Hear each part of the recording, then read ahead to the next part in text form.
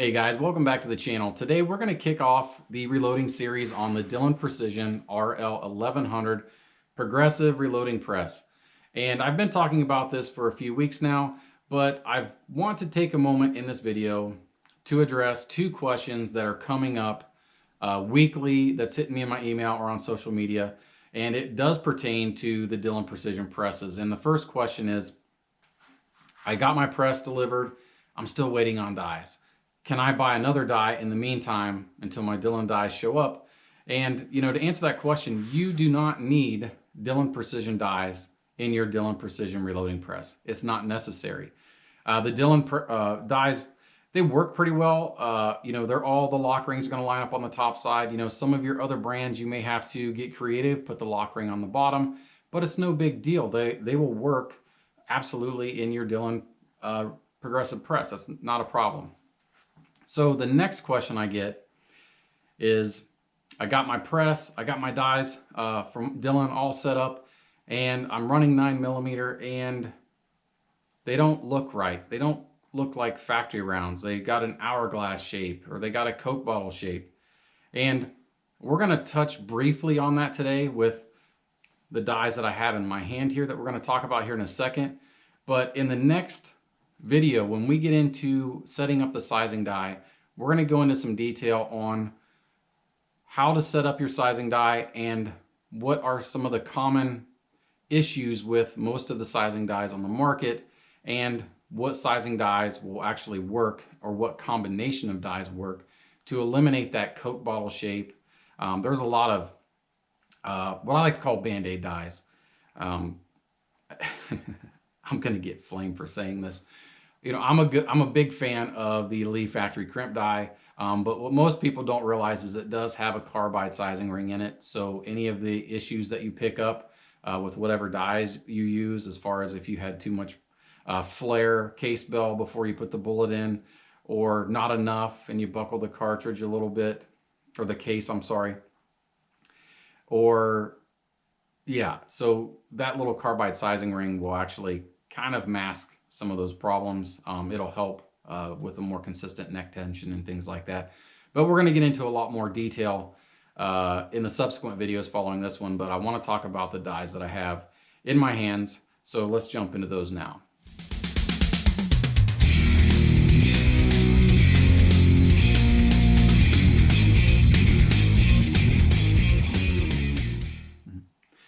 All right, so the first die we're going to look at, this is the Gold Match TNT sizing die, Lubeless sizing die from Mighty Armory Precision. And as you can see, it's 100% machine or CNC machined, high-grade tool steel.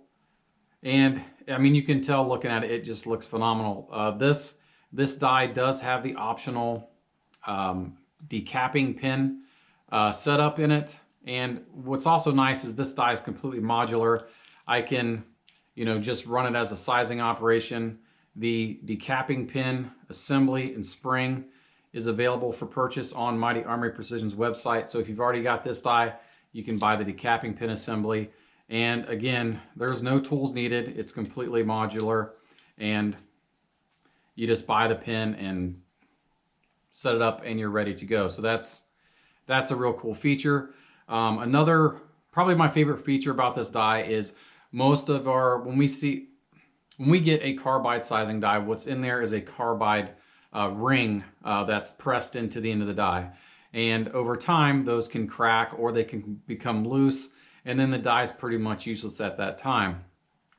With this die, again, it is as good, or if not better, than carbide. But it's all machined into the die body itself. So there's nothing to break, nothing to come loose.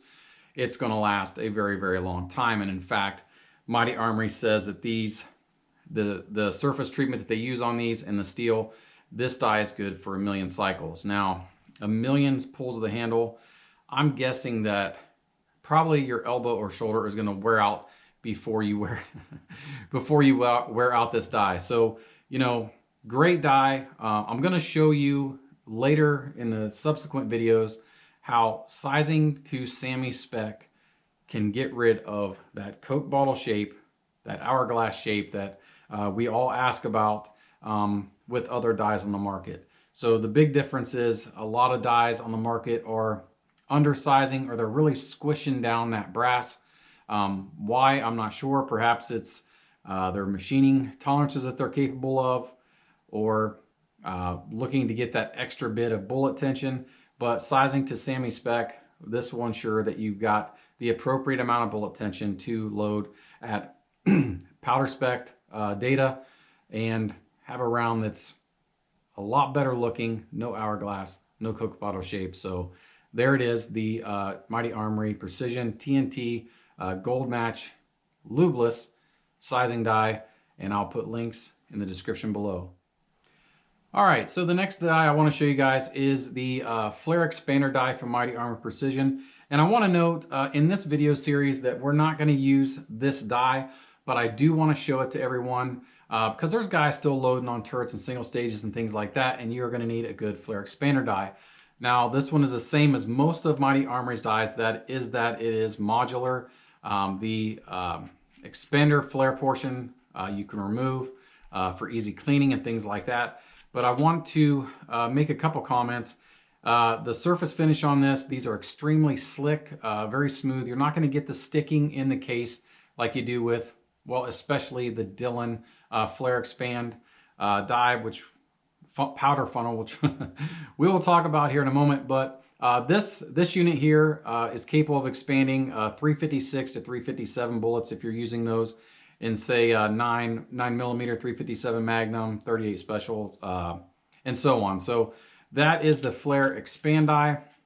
And I wanted to mention, you know, on the progressive press, we're going to use a powder funnel that's connected to the powder measure on the Dillon press. And I was talking with Mighty Armory Precision, and they are releasing a drop-in replacement, basically just like this bad boy here, that's going to be slick, and it's not going to cause that Dillon hiccup that we've all kind of grown accustomed to on the progressive press. And for those of you guys that don't know what I'm talking about, this is your first, maybe you're just checking out reloading, or you've got an XL750 or RL1100, but the Dillon hiccup, as I refer to it, is as you put the flare expand mandrel down into the case, and when you go to pick up on the shell plate, it sticks, and then you kind of jerk on it and it comes loose. I know my first time I experienced that years ago when I got my first Dillon press. I called Dillon and they told me that my brass was just too clean. That's why the ID mandrel was sticking in the brass. And I just had a hard time coming to terms with that's the case. But, you know, using some dirty brass just for the heck of it, it does stick.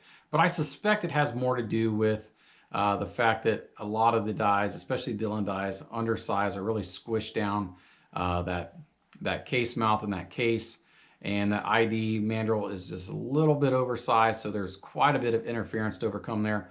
I suspect maybe that's the real reason, but we'll see. So we're going to get into more of that in subsequent video series, but here again.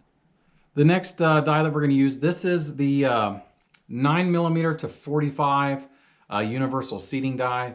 This particular die has the conical bullet barrel on the inside there, so it's for your round shape projectiles. Again, this die completely CNC machined. It's toolless. There's a modular design here. We can remove all of this for easy cleaning. And with the die, yeah, you're definitely going to get the conical or the round nose bullet barrel, but you can get the flat nose bullet barrels available on the website. So if you're depending on what style bullet, you can interchange out that barrel.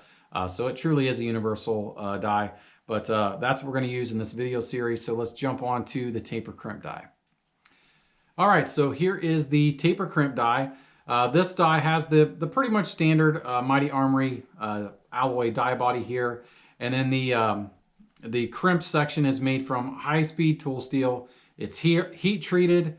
It's infused with nickel boron, and then coated and micro polished in the whole 9 yards. But what that boils down to is it's going to last a very long time. It's not going to have the same failure modes that some of your other factory crimp dies have, where they have the carbide ring on the inside. You know, after many cycles, those can crack or come loose. So you're not gonna have to worry about that with this die. And then also, again, no lube is required. So this marries up perfectly with the TNT Gold Match sizing die from Mighty Armory. So it's kind of the perfect combo.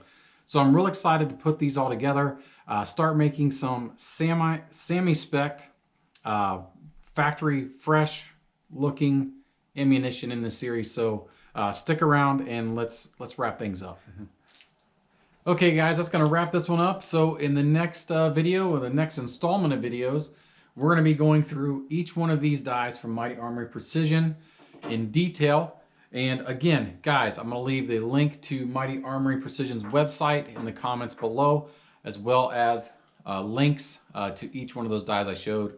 And moving forward, we're gonna figure out why one is Coke bottle shaped and one isn't, and maybe, just maybe, put that to bed. But I appreciate you guys watching these videos. If you would, please like, share, subscribe. Leave a comment if you want to get a hold of me outside of YouTube. My email address is squatchreloading@gmail.com. You can find us over on Facebook, Instagram, @squatchreloading as well. But until next time, guys, God bless.